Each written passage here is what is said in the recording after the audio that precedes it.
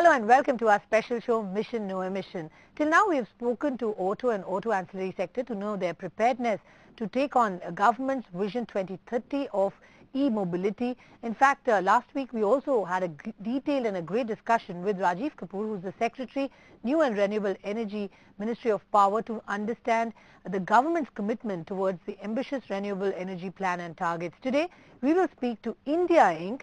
to get a sense of their commitment for a greener tomorrow. Joining us today on the show is Anirban Ghosh, who is the CSO, Mahindra Group, Praveer Sinha, who is the CEO and Managing Director at Tata Power Delhi Distribution Limited, Bose Varghese, who is the head at Green Initiatives at Infosys, and Mohsen Sohi, who is the CEO, Friedenberg Group, joining us. Gentlemen, thank you very much for sparing time and speaking to us here on our very special series, Mission No Emission, Grow Green. Let me come to you now, Praveer, to understand the role Tata Power Delhi Distribution is playing. Take us through the details of how many charging stations will you be setting up, where, and what is the kind of timeline that you've kept for the same? Right now we have 5 charging stations at various locations in North and Northwest Delhi, and these are for both two-wheelers and four-wheelers. And over a period of time, we want to put up nearly 1,000 charging stations. This has been based on the area that we have for distribution of electricity, which is nearly 510 square kilometers.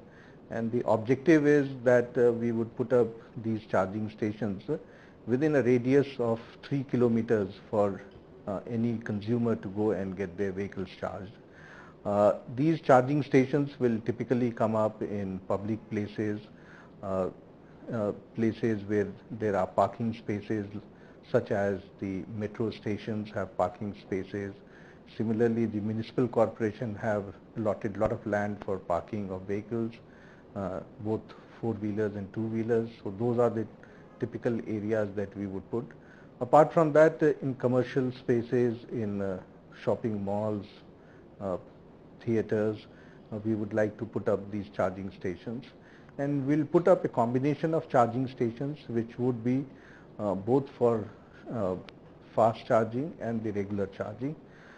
Typically, the fast charging stations will be able to charge a vehicle in about half an hour to 45 minutes, while the normal charging stations will take 6 to 8 hours to charge the vehicle, depending upon the size of the vehicle and the battery that they have. Praveer, what kind of investments is Tata Power looking to make to set up these 1,000 charging stations that you just spoke about? We are looking at an investment of about 100 crores, which will happen over a period of 5 years for creating these charging stations. And as I mentioned to you that for the normal charging stations, it's not very expensive. The cost actually goes up when you have the fast charging stations. We'll also be putting some of these charging stations in bus depots where you have a large number of buses which comes and gets parked in the night time. So you will have typically a combination of regular charging and fast charging infrastructure. Right. Praveer, tell me what kind of infrastructure that Tata Power plans to set up in these charging facilities, like number of vehicles that can be charged at one time, prices for charging, expansion plans, area required for setting up one charging station, etc. These charging stations which will come up are not very expensive. We are still working out the protocol of charging that they would have, and this also depends on the vehicle manufacturers and what technology they are using. Different countries have different technologies and protocol for charging, and depending upon the vehicle manufacturer who are manufacturing these vehicles, we'll have to adapt to their technology and protocol. What is important is that the option will be given to consumers to charge any type of vehicle. So adapters will be put over there. Similarly, the whole system will be made very, very consumer friendly in the way there will be a software which will be developed and which the consumer will be able to use it and will give information that which are the locations where they can get the charging done, on a GIS map or on a Google map, they can see the locations which are closest to them where they can go and get the charging done. It will also give them that what is the tariff during certain hours of the day, and if they get charged, how much will be the cost that they would have to incur.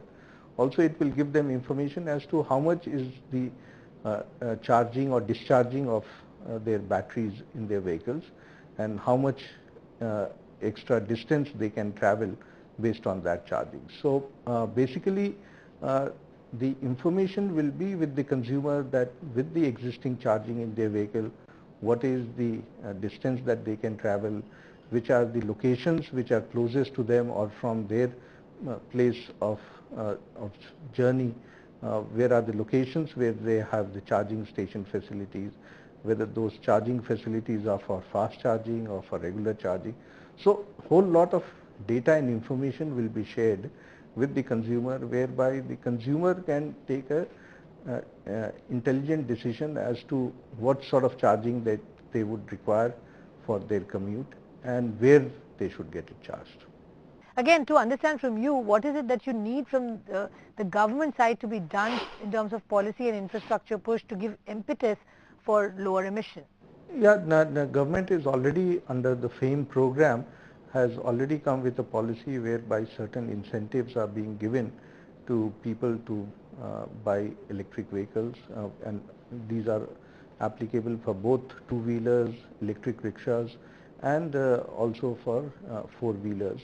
And I'm sure the state government and the central government will provide enough fiscal support to people who go for electric vehicles.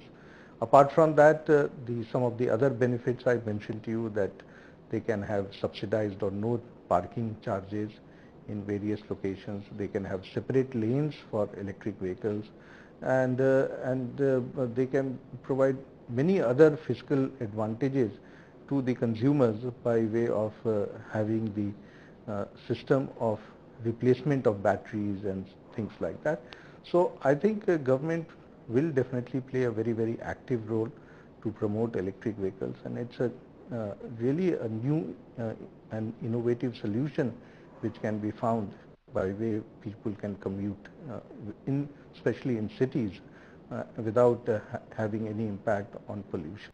All right, gentlemen, thank you very much for your time and your inputs to really making India emission free and the kind of ambitious target one has set out. If you talk of electric vehicles or renewable energy, all of that can be achieved if a lot of policy making is in the right direction, and of course India Inc. on its part is definitely participating in a big way. Thank you indeed for your time. So that was the wrap on this special series that we are bringing you, Grow Green, Mission No Emission.